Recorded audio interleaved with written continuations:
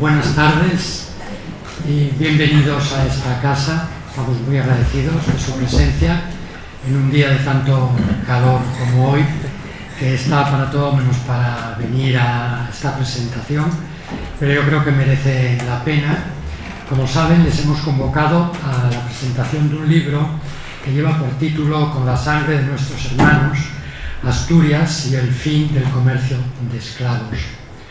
Su autor es Jesús Sanjurjo Ramos, que es doctor en Historia Española y del Mundo Atlántico por la Universidad de Leeds, es investigador en Cambridge.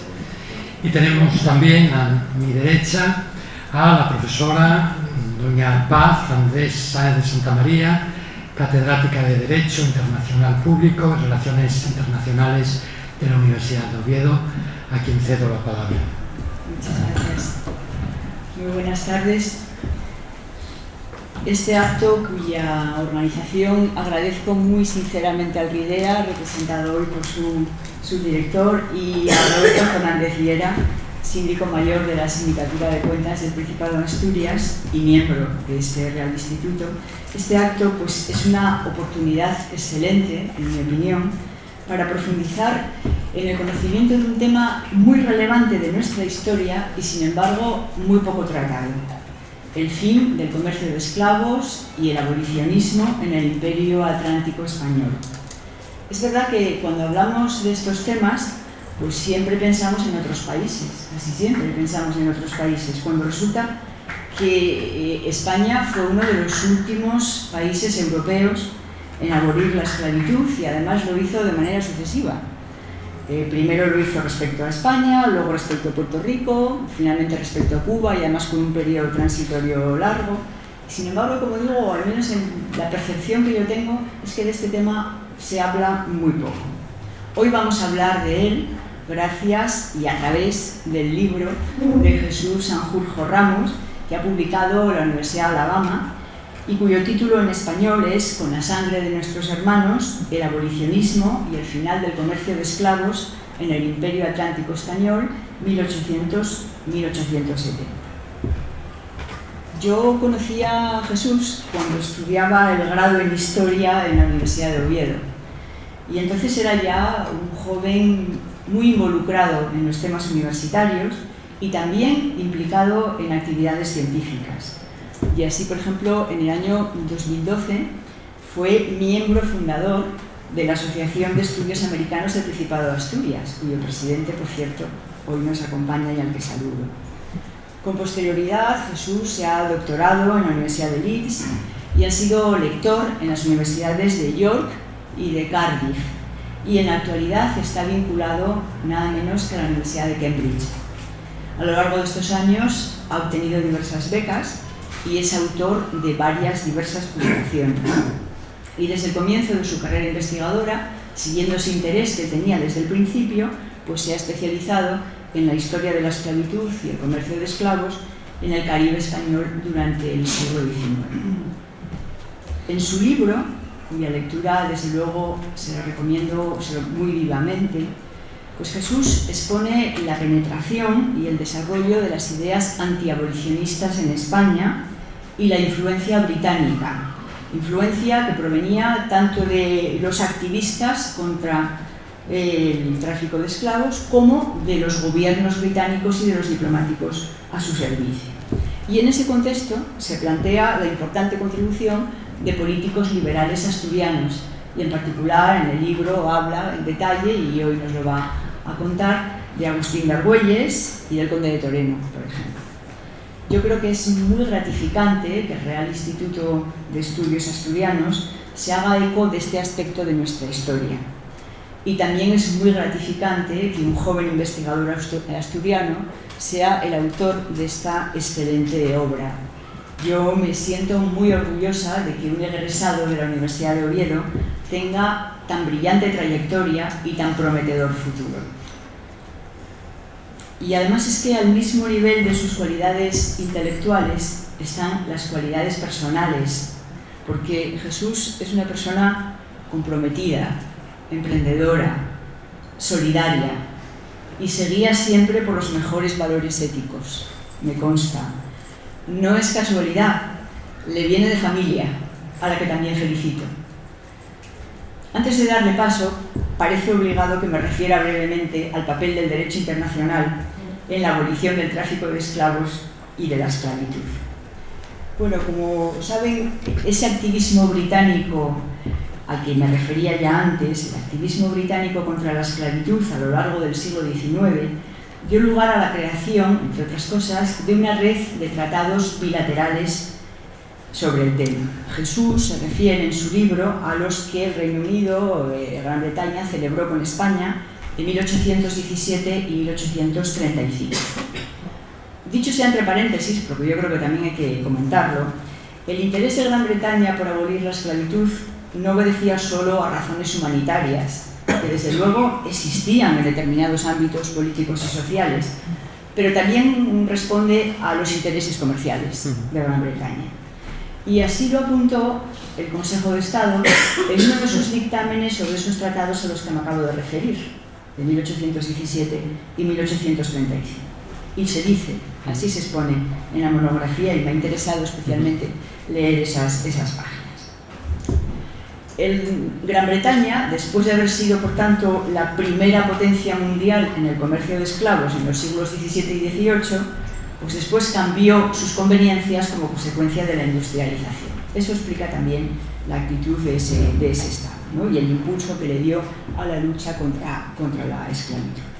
Pero volviendo al derecho internacional, además de esos tratados bilaterales, esa red de tratados bilaterales que Gran Bretaña celebró con muchos estados, entre otros como el nuestro, pues hay que añadir también que ya el acta final del Congreso de Viena de 1815 incluyó una declaración para la abolición de la esclavitud, y luego se unieron a esa declaración otras de los congresos de Aquisgrán de 1818, Viena 1822, y como consecuencia de todo ello se proclamó el principio general de que el tráfico de esclavos no es compatible con los principios de humanidad y con la moral universal, y por tanto se dijo que las naciones debían decretar la prohibición de la trata de esclavos y cooperar además para evitar el comercio y el transporte de esclavos.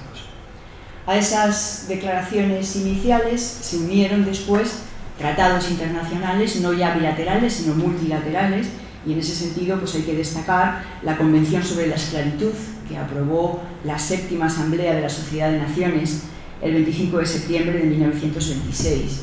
Esta convención es la que por primera vez a nivel multilateral define la esclavitud y además define también la trata de esclavos. Y tras esas definiciones, en esta convención de 1926 de la Sociedad de Naciones, pues los Estados partes se comprometen a prestarse mutua asistencia para llegar a la supresión de la esclavitud y de la trata de esclavos, y se obligan a tomar todas las medidas necesarias para prevenir y reprimir el embarque, el desembarque, el transporte de esclavos en sus aguas territoriales y en general en los buques que transporten sus pabellones.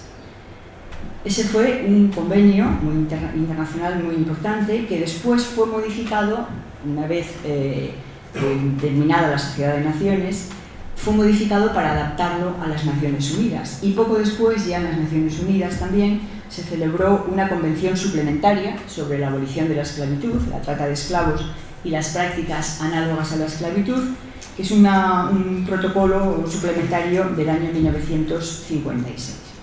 Junto a esos tratados internacionales específicos sobre abolición de la esclavitud, este tema se contempla también en los convenios sobre derecho del mar y, por supuesto, en los tratados generales sobre derechos humanos, lógicamente.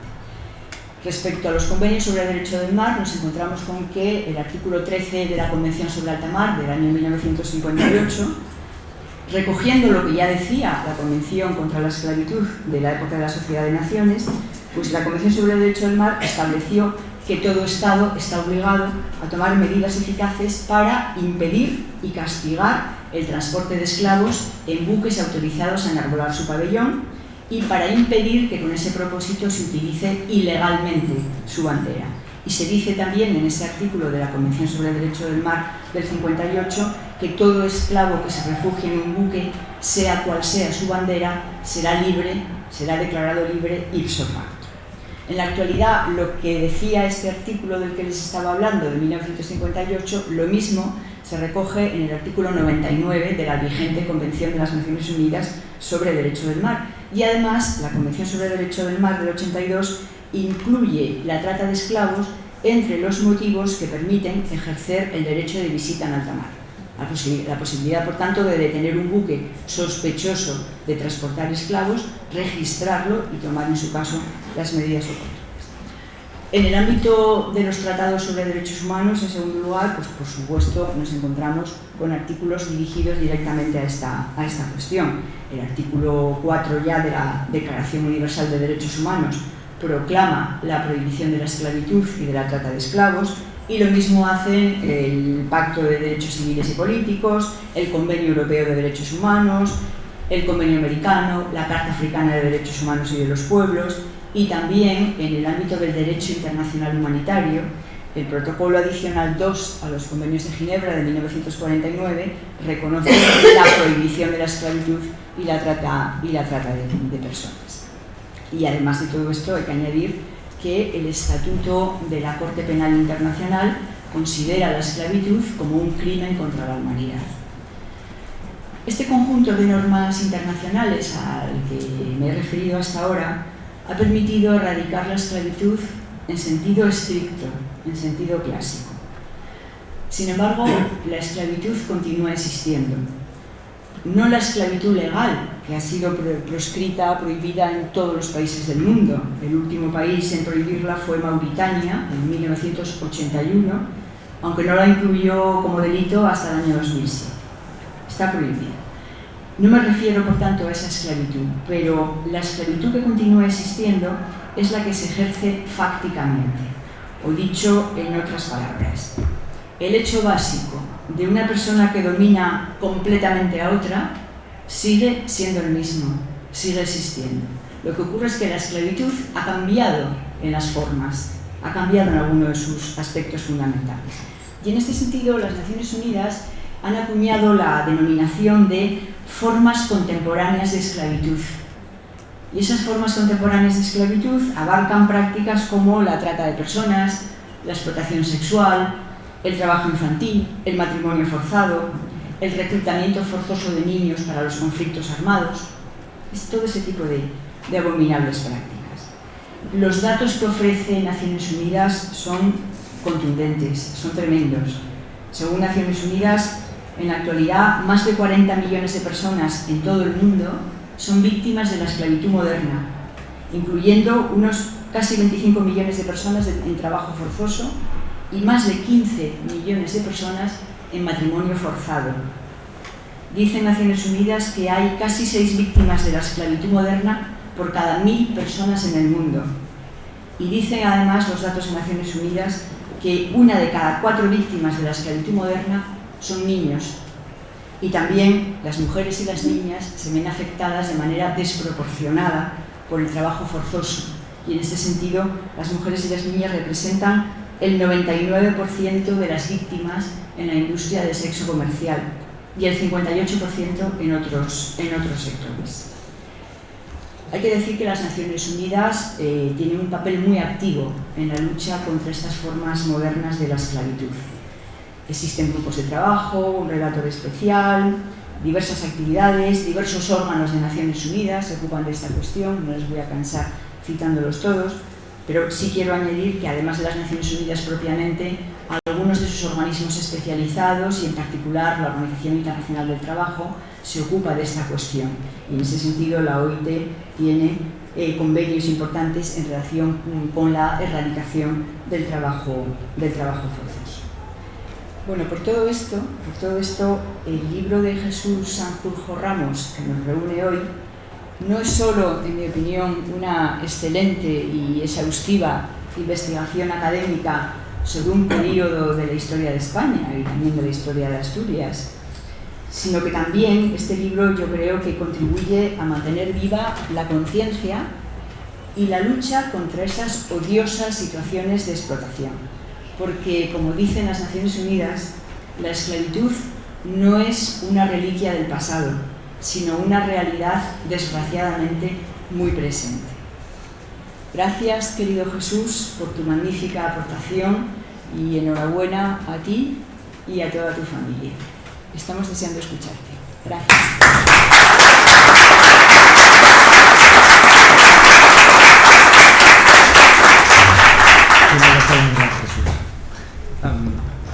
Muchas gracias.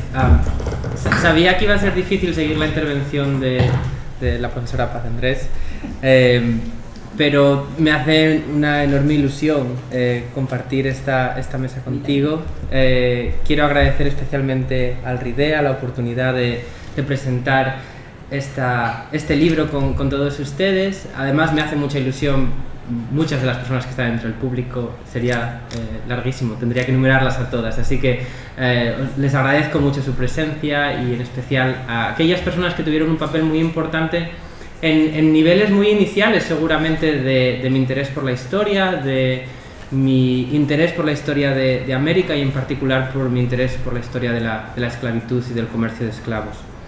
En la conferencia que les propongo para el día de hoy, me gustaría centrarme en algunos de los aspectos fundamentales, o aquellos que creo que resultan más interesantes para un público español, sobre los que reflexiono en este libro.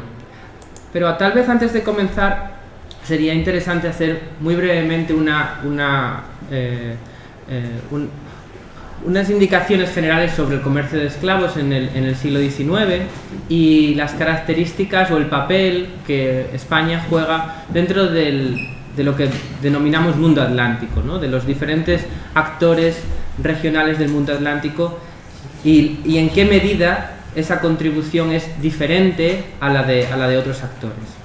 El comercio de seres humanos, de hombres, mujeres, niños y niñas africanos, desde la costa occidental de África hasta el continente americano, se inicia de manera muy temprana, poco después desde que los europeos conocen de la existencia del continente americano. Se inicia el transporte de personas esclavizadas a los nuevos territorios americanos, los territorios que los europeos acababan de conocer. Pero es importante señalar que de los 12 millones de hombres, mujeres y niños que son transportados a través del Atlántico, la intensidad de este fenómeno en términos numéricos es muy relevante. Como observan en esta gráfica, desde el año 1500 hasta el año 1800, la tendencia es siempre creciente. Y en particular, a partir de 1750, los números son verdaderamente escalofriantes. A lo que asistimos es a una transformación económica, demográfica, política, cultural del continente americano, en el que la llegada de estas personas esclavizadas está transformando esa realidad. Sin embargo, cuando analizamos esta misma serie histórica para el caso de los territorios españoles en el continente americano, es decir, a dónde llegaban esas personas, esos hombres, mujeres y niños africanos, observamos dos momentos significativos en términos históricos. Uno, alrededor de la década de los años 30 del siglo XVII, y otro en el siglo XIX.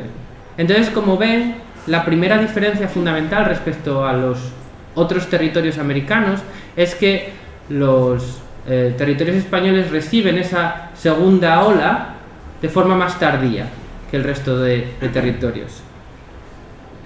Y en particular, y esto es muy importante y es una de las preguntas que abordo en profundidad en el libro, esa línea que ven, que marca el año 1818, determina el momento en el que, como decía la profesora Paz de Andrés, de acuerdo con un tratado internacional, España se compromete a poner fin a la llegada de esclavos en sus territorios, un acuerdo bilateral entre Gran Bretaña y España, en lo que los dos estados aceptan esas condiciones de juego y, por lo tanto, establecen que a partir de 1820 la llegada de esclavos a los territorios de Cuba y Puerto Rico es declarada ilegal, es una actividad ilegal.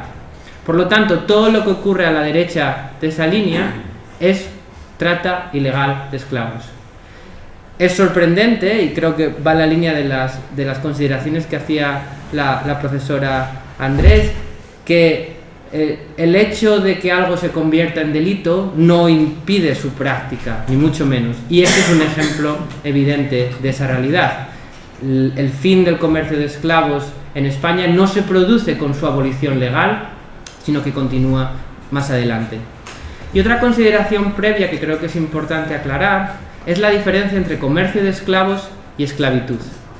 El comercio de esclavos, como seguro entienden, es el transporte de personas desde un territorio a otro con el fin de ser esclavizados, de ser sometidos a una vida de esclavitud.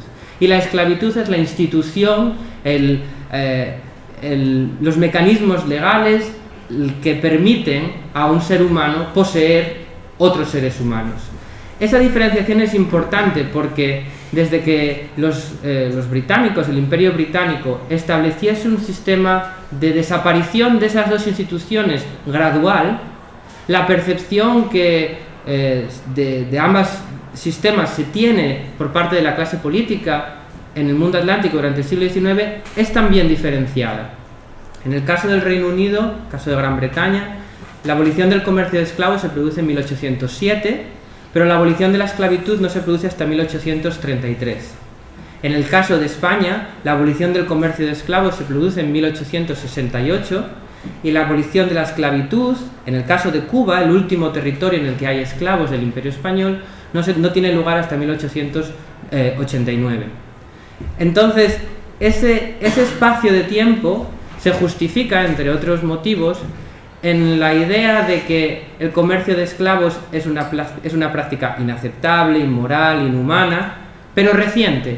Se crea la idea de que el comercio de esclavos, sobre todo en las condiciones en las que los políticos del siglo XIX la entienden, es una actividad que responde a la coyuntura política de finales del siglo XVIII y siglo XIX, pero que la esclavitud es una institución tan antigua como la humanidad y que por lo tanto requiere de otro tipo de preparaciones, debates, discusiones para poder abolirla, para poder llevarla a su desaparición. Este libro se centra en la primera abolición, en la abolición del comercio de esclavos, pero cuando este libro termina su historia, alrededor del año 1870, que es cuando yo sospecho que llegó el último cargamento de esclavos a territorio cubano, siguió habiendo esclavos en el territorio cubano, todavía parte del Imperio Español. Y la abolición final, que como decía la profesora Paz Andrés, se produce también de una manera alargada en el tiempo. Se establece un sistema de patronato para preparar a los esclavos para una vida de libertad, es decir, mecanismos para tratar de sostener cuanto más tiempo sea posible esa institución, no tiene lugar hasta vísperas antes de la independencia cubana, y además en un contexto ya de guerra civil, de guerra de independencia en la isla de Cuba. Por lo tanto, esa distinción es importante. Y es importante también porque va a haber políticos durante el siglo XIX que estén a favor de abolir el comercio de esclavos, pero no de la esclavitud. Habrá otros que estén a favor, desde posturas más radicales, de abolir simultáneamente ambos. Habrá aquellos que estén a favor de abolir el primero, el comercio de esclavos, de forma gradual, pero dejar el debate de la esclavitud para más adelante. Otros que apostarán por sistemas graduales de ambos simultáneos. Entonces, como se pueden imaginar, las posibilidades de cómo se imaginaban un futuro sin comercio de esclavos y sin esclavitud varían mucho, y es uno de los asuntos que el libro aborda en profundidad. Pero quería que en esta charla, en esta conferencia, en este contexto, en este Palacio del Conde de Toreno, nos centrásemos en dos personajes que tienen un papel central, protagonista de la vida política española del siglo XIX, como son Agustín de Argüelles y el Conde de Toreno, José María Queipo de Llana. Además, creo que flanqueados por ambos dos en la pared de la derecha. Agustín de Argüelles nace en Ribadesella en 1777, de una familia acomodada, estudia Derecho en la Universidad de Oviedo, y en el año 1800, porque había aprendido inglés, además de latín, griego y hebreo, entra a trabajar en la Secretaría de Interpretación de Lenguas del Gobierno de España, ¿no? De lo que sería el organigrama, la estructura política ejecutiva del Reino de España. En 1806 se traslada a Londres por encargo del Valido Godoy como agente del Gobierno de España. Hoy diríamos que era un espía, un agente secreto, pero es verdad que conceptos de este tipo son un poco difíciles de catalogar para la política del siglo XIX. Todo el mundo sabía que él era un enviado del Gobierno de España, todo el mundo en Londres conocía de sus intenciones y de sus encargos que recibía del Gobierno de España, y en concreto en esa fecha, 1806, de lo que este joven Argüelles está tratando de hacer es de conocer la opinión del gobierno británico en relación a la posibilidad de confrontar militarmente, diplomáticamente, políticamente con Napoleón Bonaparte. Tras la invasión francesa y por llamado de Jovellanos, Argüelles viaja a Sevilla y participa en los trabajos de la Junta Revolucionaria y en la convocatoria de las Cortes de Cádiz. En Cádiz, entre 1810 y 1814, Argüelles alcanza niveles de importancia política como nunca, al tener un papel protagonista en los debates constitucionales, al ser redactor de la Constitución de Cádiz y a tener una línea directa de negociación política con los británicos. Él va a ser el intermediario entre la regencia, que como saben, al estar el rey ausente, se nombra una regencia, un poder ejecutivo que representa los intereses del rey, entre la regencia y la misión diplomática británica en Cádiz. Este era un papel fundamental porque la supervivencia misma de las Cortes, pero la supervivencia física de los diputados, dependía del apoyo militar que los británicos estaban prestando a ese Parlamento. Y por lo tanto, y como les comentaré en un momento, ese papel protagonista también lo juega cuando los británicos exigen de ese gobierno, exigen de esas Cortes, exigen de esa regencia una declaración en contra del comercio de esclavos. Tras el regreso de Fernando VII, es encarcelado en Ceuta y en Mallorca, se niega a acudir al exilio, él todavía cree que cabe posible negociación con Fernando VII, que ellos estaban legislando y creando una constitución en nombre del rey, pero acaba mal, acaba en las cárceles de Ceuta y de Mallorca. Indultado tras el levantamiento militar de Rafael de Riego, en 1820, regresa a Madrid y es nombrado ministro de Gobernación. Otro momento muy importante en la historia del movimiento abolicionista en España, que les explicaré en un momento. En 1823, tras el colapso del régimen constitucional del llamado trienio liberal, se exilia a Londres. Su etapa en Londres es probablemente la etapa más oscura de su vida. Todos los diputados del 23 que llegan a Londres como exiliados son recibidos como héroes por la clase política británica, incluso por algunos conservadores que consideran la política represiva de Fernando VII absolutamente inaceptable, inhumana. Un grupo muy importante de españoles llega a Londres, algunos de ellos se quedan en la ciudad, otros se empiezan a repartir por el territorio británico, incluyendo Escocia y Gales, pero Argüelles decide quedarse en Londres porque de aquella etapa como espía había creado una pequeña red de contactos entre las que se encontraba el hispanista Lord Holland, un aristócrata londinense apasionado por la historia de España, gran conocedor de su política, que había aportado y aconsejado a las Cortes tanto de Cádiz como del trienio desde el punto de vista legal y político, y le da a Argüelles un trabajo como bibliotecario de su biblioteca privada, que lamentablemente se quemaría a finales del siglo y la hemos perdido. Pero lo que es interesante es que el gobierno británico concede a todos los exiliados españoles una pequeña pensión para que sobrevivan, para que consigan salir adelante, y Argüelles se niega a aceptarla porque él dice que no recibe dinero de gobiernos extranjeros. Entonces, esta situación en la que se combinan la precariedad económica, el fracaso del proyecto político liberal en España, los años de presidio, las tensiones entre el grupo que él representa, los doceañistas, y grupos más progresistas dentro del liberalismo español, que ahora reside en Londres, empiezan a cambiar la manera en la que Argüelles ve el mundo y piensa sobre la esclavitud y el comercio de esclavos. Tras la muerte de Fernando VII regresa a España en el 34 de la mano del indulto general que la reina Isabel II, su madre que ocupa el trono, pronuncia en el contexto de la Primera Guerra Carlista, y participa en la redacción de la Constitución de 1837 y en los debates que llevan a esa Constitución, que también serán muy importantes en esta conferencia. Y fallece en 1844 tras haber presidido esas Cortes, con un gran prestigio popular. Los vecinos de Madrid hacen una colecta popular para pagar por su entierro, porque ni siquiera tiene dinero para pagar por su entierro. Entonces, una persona realmente fascinante y a la que me referiré en varios momentos de esta conferencia. Como les decía, cuando Argüelles regresa, después de trabajar como espía en ese gobierno de Godoy, él viene con una idea clara, y esto se ve muy bien en la correspondencia que mantiene con Jovellanos, que es su mentor político, y Argüelles el protegido de Jovellanos. Él quiere para España un modelo británico.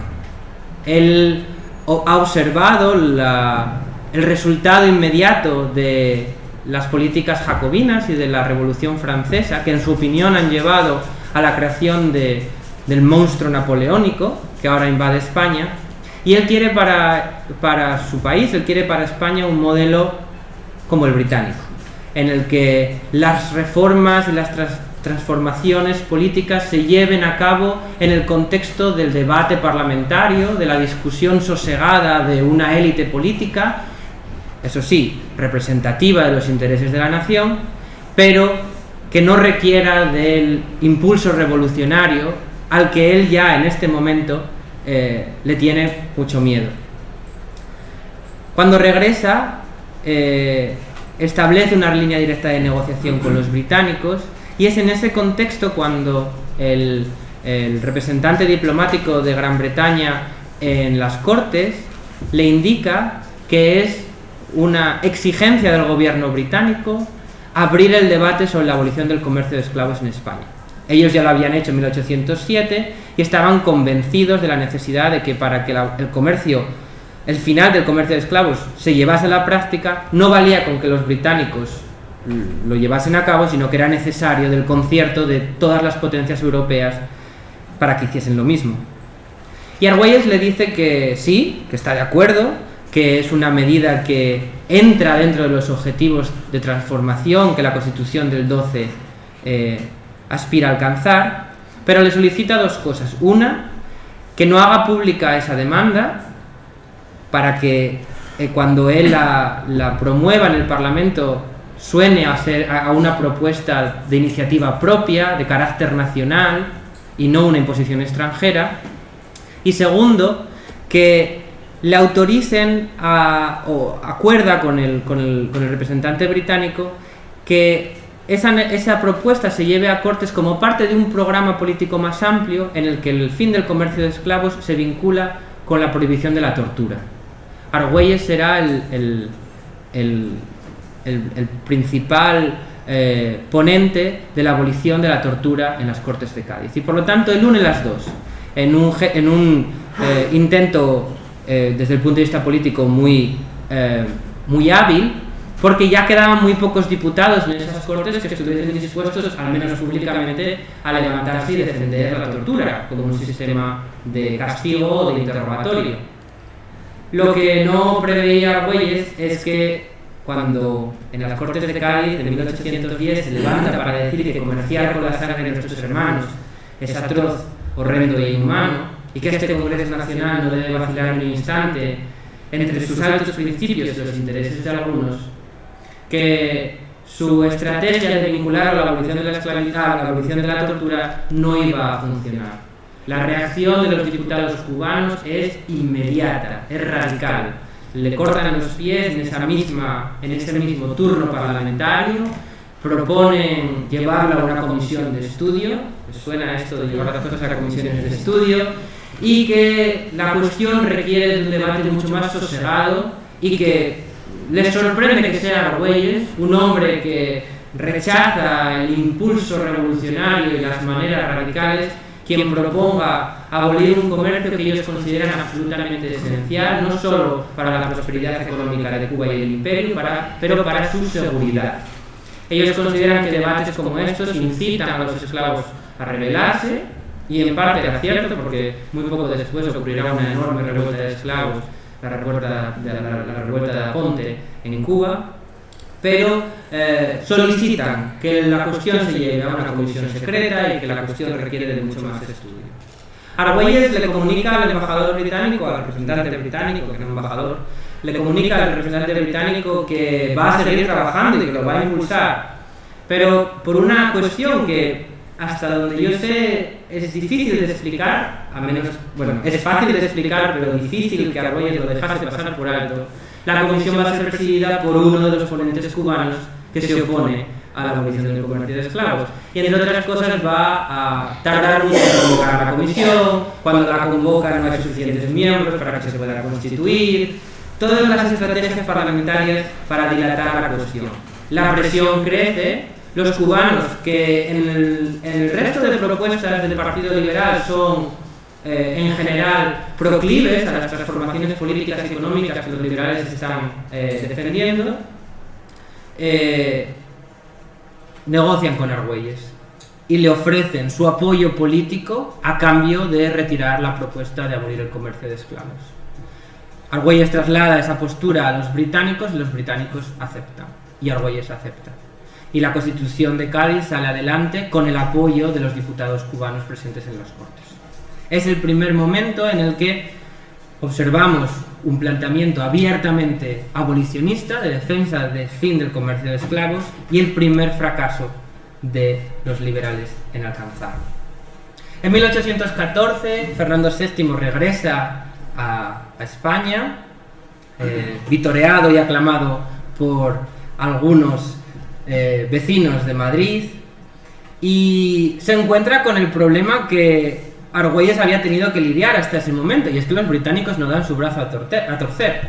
Los británicos aceptan el restablecimiento de Fernando VII como un mal menor, no hay apetito, como dicen los británicos, entre la clase política y sobre todo entre la población británica de emprender o de alargar una guerra con España para sostener el proyecto liberal, y Fernando VII se le acepta como un mal menor. Pero los británicos aspiran a mantener el mismo nivel de exigencia que le tenían con las Cortes.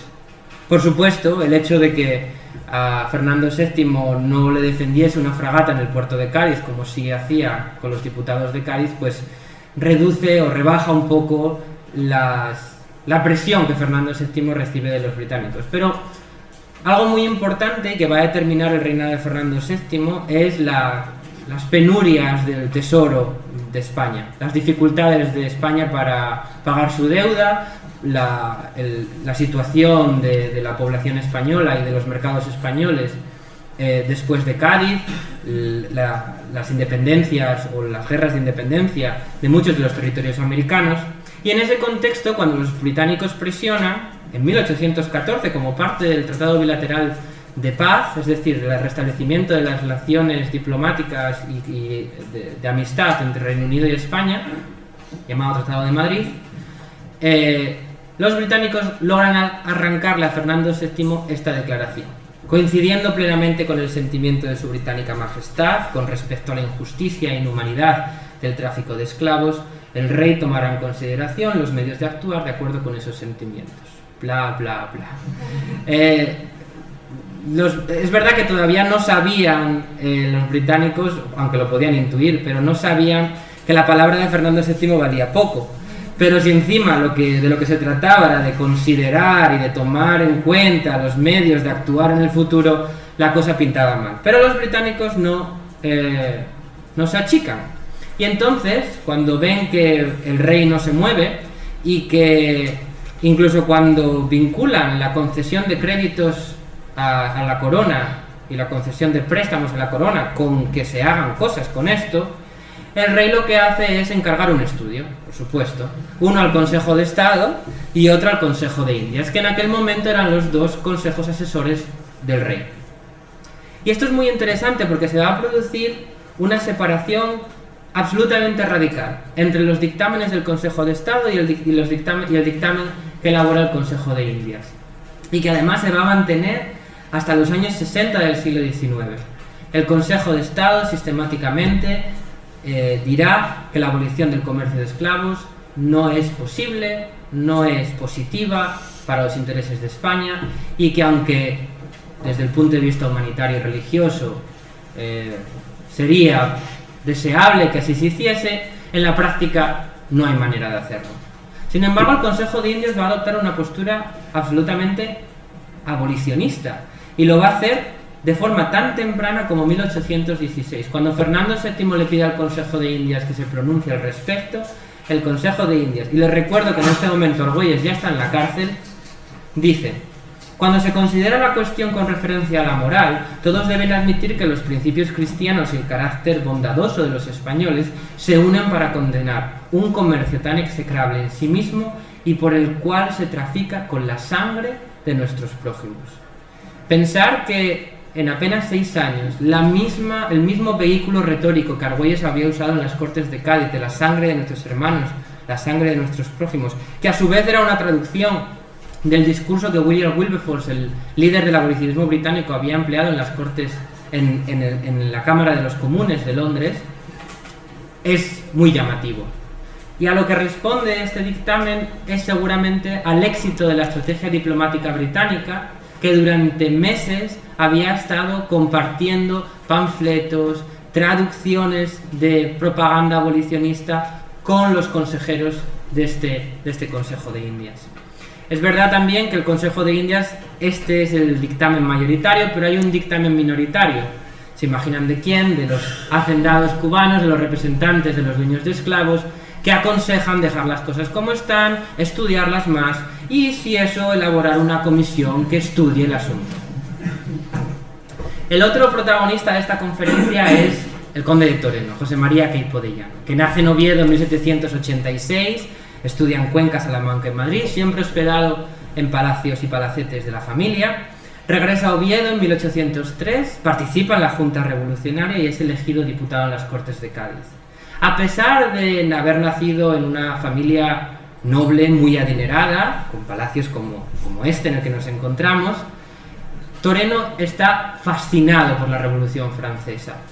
Él va a ser uno de los representantes más activos en proponer ideas absolutamente revolucionarias en las Cortes de Cádiz. Él quiere una constitución como la de 1793 para España, la constitución francesa de 1793 para España, y va a ser uno de los aliados políticos de Argüelles en las Cortes, pero siempre situado, digamos, en términos contemporáneos, a la izquierda de Argüelles, con una postura más progresista, más radical. Tras el alzamiento en 1814, tras el regreso de Fernando VII, se exilia muy brevemente en Londres, pero él se da cuenta que eso de la bruma londinense y la lluvia no es para él, y se muda a París, donde además él es famoso por llevar una vida muy entretenida y muy divertida en la capital francesa. El gobierno el rey Fernando VII le incauta muchos de sus bienes, pero algo que decían del conde de Toreno es que nunca viajaba ligero.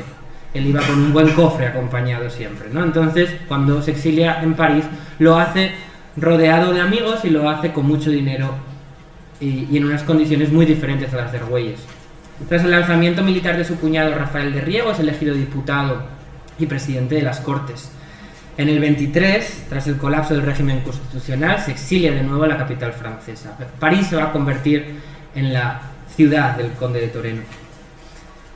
Tras la amnistía decretada tras la muerte de Fernando VII, regresa a Madrid y es nombrado ministro de Hacienda.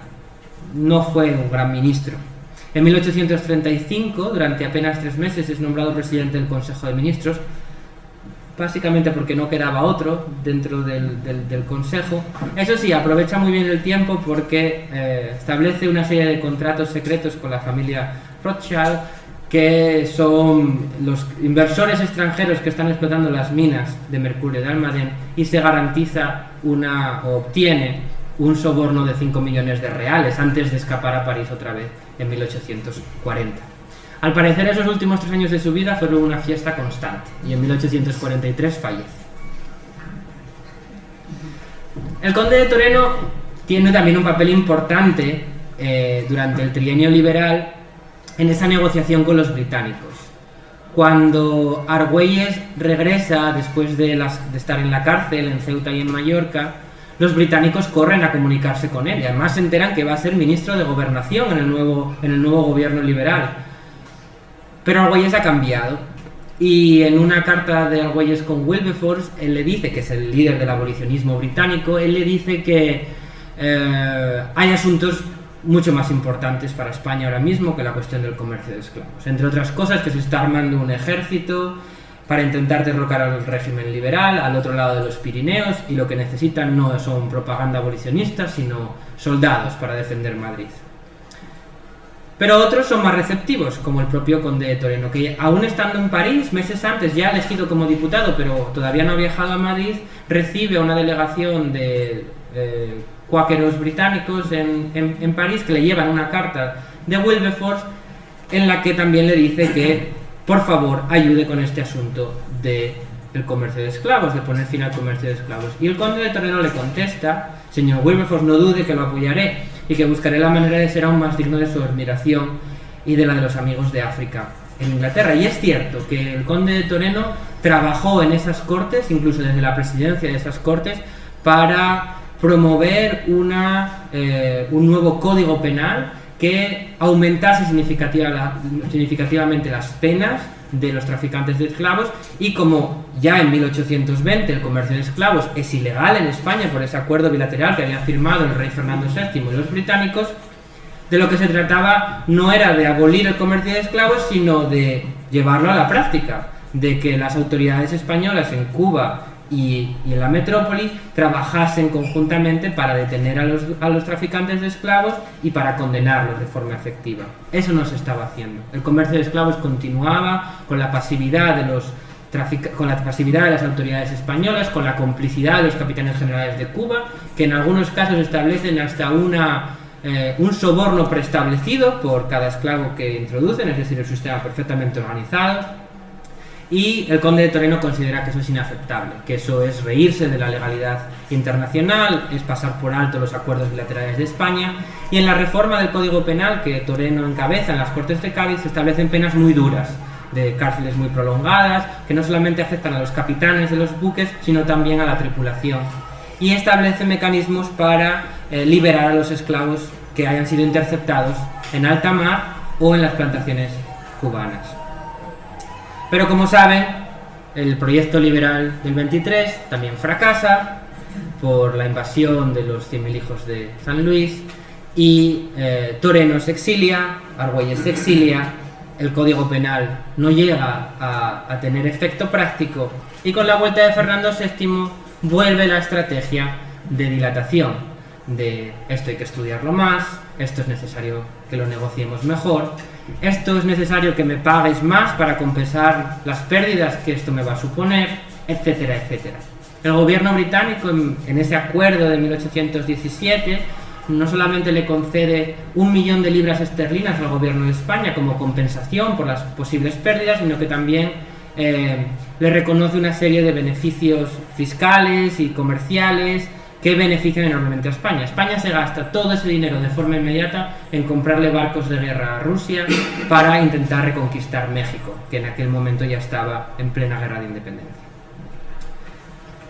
Avanzando en el tiempo, llegamos a la muerte de Fernando VII en 1833, la amnistía que declara la regente María Cristina y la alianza política que la madre de la futura Isabel II teje con el liberalismo político español para restablecer un modelo parlamentario en España.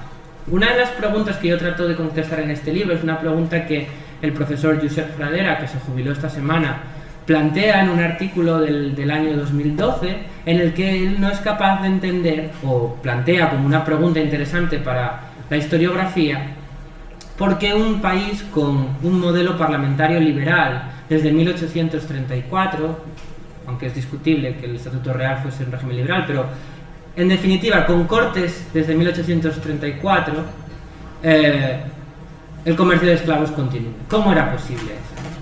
Y una de las cuestiones que yo trato de explicar en el libro es que no es posible establecer una correlación directa entre liberalismo político y abolicionismo. Y en el caso de cómo ese binomio no funciona bien, el ejemplo perfecto es Agustín de Argüelles. Agustín de Argüelles regresa a España en 1834, como les decía, horrorizado por la historia personal que ha tenido que vivir, por la historia de España, por las calamidades del proyecto liberal, por las dificultades para alcanzar los mínimos que se planteaban la generación de Cádiz. Y cuando regresa a Madrid se cartea con algunos destacados dirigentes del abolicionismo británico y les dice, en una respuesta que creo que es muy esclarecedora, les dice que aquellas ideas filantrópicas que algún día defendí en Cádiz ya no tienen vigencia ahora. Él tiene dos traumas personales muy serios. Uno es la ruptura del Partido Liberal. El Partido Liberal en los años 30 regresa de esas Cortes absolutamente fragmentado, entre quienes apuestan por una estrategia revolucionaria y quienes apuestan por una estrategia de conciliación con la corona. Un proyecto moderado, el del Estatuto Real, el de los proyectos conservadores europeos y la de los progresistas o radicales que apuestan por una transformación mucho más rápida de la vida política española. Y un segundo trauma, que es lo que él llama la traición de los americanos. Él considera que el proyecto gaditano era la solución perfecta para crear un imperio liberal, un imperio en el que los súbditos de ambos hemisferios estuviesen representados en esas cortes que no eran unas cortes españolas, sino que eran unas cortes imperiales. Pero las independencias americanas le habían demostrado que estaba equivocado. Y un aliado político muy cercano de Argüelles, que es Guridi Alcócer, que también tiene un papel importante en el abolicionismo español en las Cortes de Cádiz, es ahora presidente de las Cortes mexicanas. O sea que incluso sus aliados más inmediatos lo han abandonado desde el punto de vista político, según Argüelles. Y cuando regresa, en esas Cortes Constitucionales de 1833, Argüelles dice que allí en Cuba, señorías, hay una raza que se cree irreconciliable, que aspira a la destrucción de los otros habitantes de la isla como única forma de obtener su libertad. Los cubanos están sobre un volcán. Argüelles, cuando regresa a España, incorpora de forma clara, nítida y rotunda un discurso profundamente racista, en el que el fin del comercio de esclavos solo lleva y solo puede conllevar un segundo Haití, una segunda revolución haitiana, el triunfo de los esclavos y la aniquilación de los blancos. Llega absolutamente convencido de eso. Y su aliado político en las Cortes, Vicente Sancho, va a ser el encargado de repetir una y otra vez, cada vez que esta cuestión sale a discusión en el Pleno, esta misma idea. Si la isla de Cuba no es española, será negra, necesariamente negra, y eso lo sabe todo el mundo. Señorías, debemos proteger a los blancos, nuestros hermanos, del puñal de los negros. Fíjense qué vueltas da el vehículo retórico de nuestros hermanos. El aliado político de Argüelles usando la idea de nuestros hermanos para limitarlo a la población blanca cubana.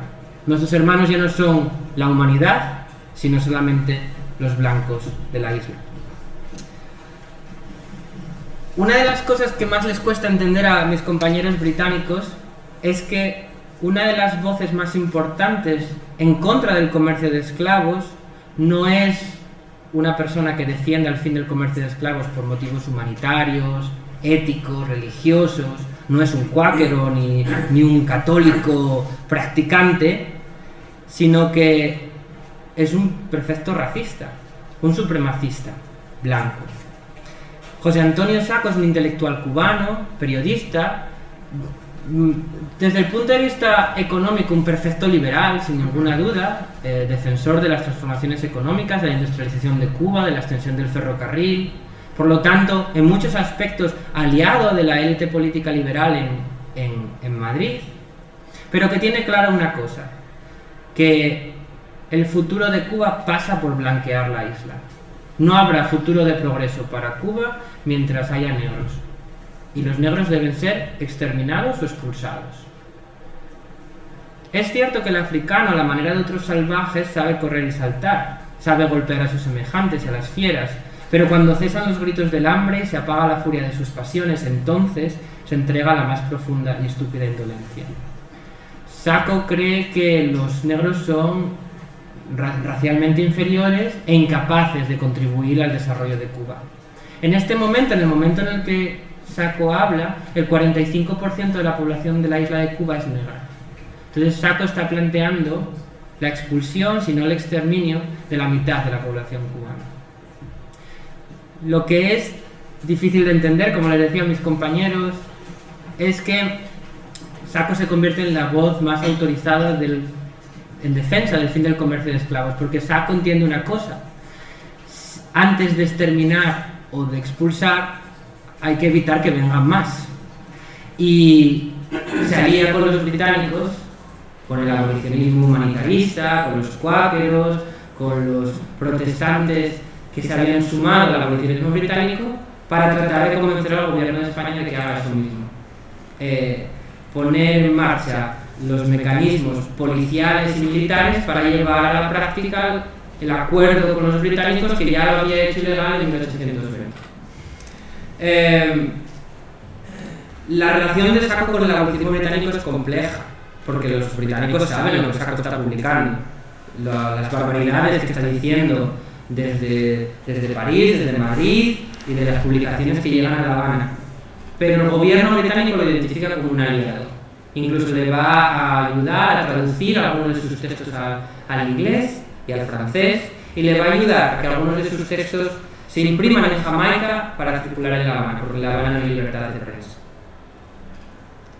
Pero no todos son malas noticias. También hay pequeños espacios de luz y de libertad y de ideas avanzadas en esas cortes y en esos debates constitucionales del 37. Domingo María Vila, que es un liberal radical, un liberal que había participado en las cortes del trienio, que había sido agente del gobierno de España en Brasil y en Perú y en Chile, que pocos años después sería rector de la Universidad de Barcelona, dice en esas cortes del 37: en vano son mis esfuerzos por despertar en mí repugnancia alguna ante la idea de que un hombre de color pueda sentarse a mi lado en estos bancos, se refiere al Parlamento. La inteligencia también yace bajo una piel menos blanca que la nuestra. Domingo Vila está 7 pasos por delante. No está hablando del fin del comercio de esclavos, del fin de la esclavitud, del derecho a voto, sino del derecho de representación parlamentaria, de que los diputados puedan ser también personas negras. La opinión de Vila no es la mayoritaria para nada, y no solamente cualquier propuesta que vaya encaminada a poner fin al comercio de esclavos de forma efectiva no se lleva a cabo en esas cortes, sino que los diputados van un paso más allá y establecen la expulsión, la no entrada de los diputados de Cuba, Puerto Rico y Filipinas en esas cortes. Por primera vez los territorios coloniales se quedan sin representación parlamentaria. Y el último aspecto que quiero tratar con ustedes es cómo pasamos de esa estrategia de dilatación, de esa idea de que Cuba lo es todo y que aquellas ideas filantrópicas ya no tienen vigencia, a la opinión ha cambiado. Y es un periodo muy largo, plagado de fracturas, inconsistencias, que a los historiadores nos cuesta mucho porque es difícil a veces encontrar una línea narrativa que una esos conceptos, pero yo creo haberla encontrado en este libro, y lo hago de la siguiente manera. En 1825, George Canning, el ministro de Asuntos Exteriores británico, dice muy a las claras al embajador estadounidense: usted, embajador estadounidense, no puede permitir que nosotros tengamos Cuba. nosotros no podemos permitir que ustedes la tengan. Y ninguno de los dos puede permitir que caiga en manos de Francia, así que la dejamos que siga siendo española. Esa idea del bloqueo internacional por quién puede ocupar o controlar políticamente a Cuba va a ser un elemento fundamental, porque los británicos se van a dar cuenta que en el momento en el que presionan demasiado, en el momento en el que, como hacen con Brasil, mandan a la Marina Británica a bombardear los puertos brasileños que seguían importando esclavos, los españoles dicen, así que nos ponéis las cosas complicadas, pues tened mucho cuidado porque o bien llamamos a la ayuda de los americanos, o los cubanos organizan su independencia, o tenemos un segundo Haití. Es decir, no nos presionéis tanto porque igual el desenlace de poner fin al comercio de esclavos lleva a la destrucción de vuestros intereses en la isla. En 1854, una reunión de embajadores sureños, defensores de la esclavitud de los Estados Unidos, en lo que en pocos instantes desembocará en la guerra de secesión americana, en la guerra civil norteamericana, dicen: Cuba es tan necesaria para la República Norteamericana como cualquiera de sus miembros y pertenece naturalmente a nuestra gran familia de estados de los que la Unión es su provincial cuna. Los americanos tenían claro que Cuba era un estado, una extensión natural del imperio del espacio norteamericano. Y Augusto Conte, un funcionario de la embajada española en Londres en 1856, le cargan un informe, que estas cosas son muy interesantes de la política española, cuando hay determinados funcionarios que se toman el trabajo muy en serio, y Comte es uno de ellos. Le piden un informe sobre esta cuestión del comercio de esclavos, como si no hubiese ya 400 informes en lo que va de siglo, y el tipo redacta un informe de 258 páginas. Pero la conclusión es la que más nos interesa. Se pregunta retóricamente Comte al final del informe: ¿qué es Cuba para España? Cuba lo es todo. Es lo que queda del naufragio de nuestra fortuna. Es el futuro de nuestro comercio y marina. Entonces, ¿cómo pasamos de Cuba lo es todo a la opinión ha cambiado aquí? Y aquí hay dos factores. Hasta ahora los historiadores lo explicaban de una manera. Tras la victoria del norte en la Guerra Civil Norteamericana, Abraham Lincoln decreta la abolición de la esclavitud y firma un acuerdo bilateral con los británicos para conjuntamente coordinar sus esfuerzos policiales y militares para impedir que otros estados sigan importando esclavos. En este momento ya solo quedan Brasil y España.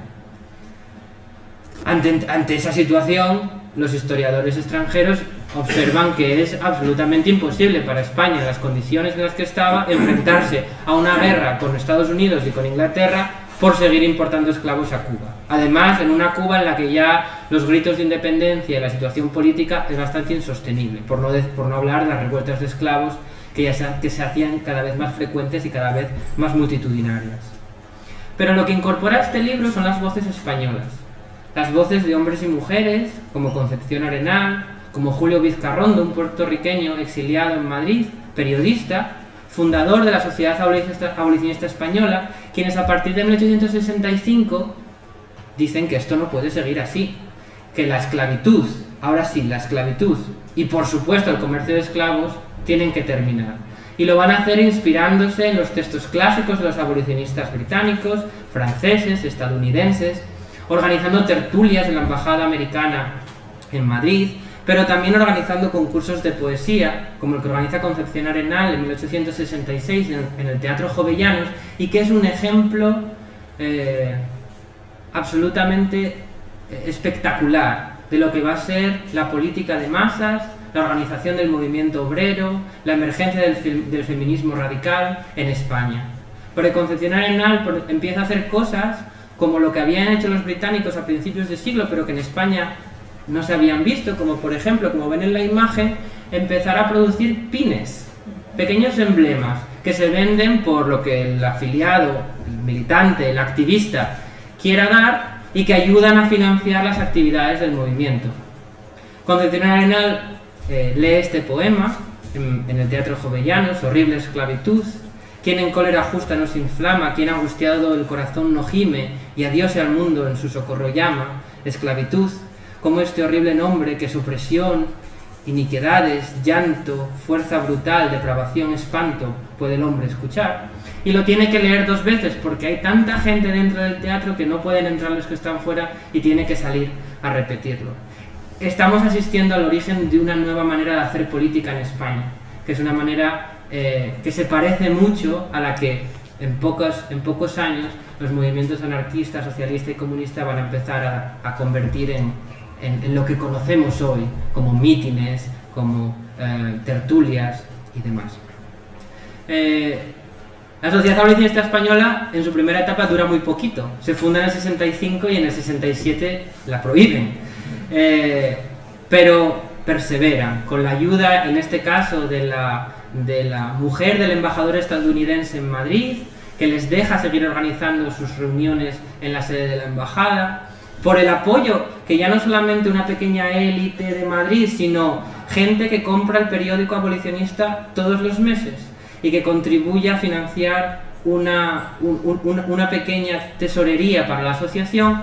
Cuando se restablecen las libertades políticas en España en el 68 con la Revolución Gloriosa, la Asociación Abolicionista Española resurge con gran fuerza, elige diputados a las Cortes y logran que en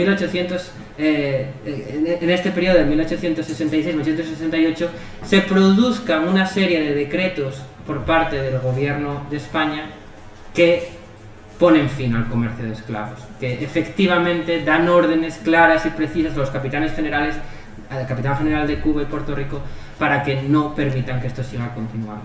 Por lo tanto, el papel internacional de Estados Unidos y Gran Bretaña en el fin del comercio de esclavos es fundamental, pero creo que este libro también ayuda a complementar esa imagen con lo que estaba pasando en España, que ya no es un movimiento de 4 o 5 diputados más o menos organizados, o de la tertulia de amigos del país a principios del siglo XIX. No, es un movimiento político organizado. Y por eso planteo en el libro que en España podemos empezar a hablar del movimiento abolicionista como un movimiento social, precisamente a partir de la fundación de su sociedad en el 65. Y por cierto, por cerrar el círculo, la Sociedad Abolicionista Española se crea un 11 de abril de 1810, que es el día en el que Argüelles había presentado su propuesta a las Cortes de Cádiz.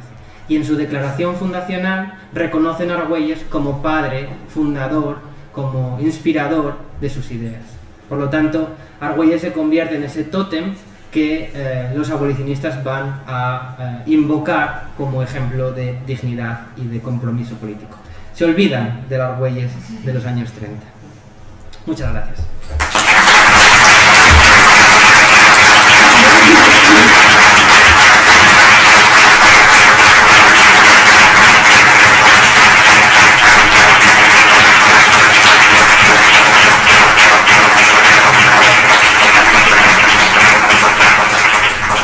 Muchísimas gracias, Jesús, por poner a nuestra disposición una investigación tan profunda y tan vinculada realmente con personajes asturianos, que fue lo que más me llamó la atención. La verdad es que he de decirte que hace como unos 4 años o así nosotros tuvimos interés en programar actividades vinculadas a los personajes asturianos en América, o este fenómeno. Y hemos programado un ciclo de unas 4 o 5 conferencias, resultaron muy interesantes y queríamos hacer eso como habitual. Pero he de decirte que no pudimos porque no encontramos ningún especialista que nos pudiera hablar del tema. Por lo tanto, aprovecho a decirte que esta es tu casa, a donde puedes traer todas tus investigaciones, tus aportaciones. Tienes a tu disposición el boletín y las herramientas que tenemos para eso. Y no quiero robar más tiempo porque ya tenemos poco, pero en ese poco tiempo que tenemos, si ustedes quieren hacerle alguna pregunta a Jesús, pues es la oportunidad. Y si no, tomando un culín fuera también.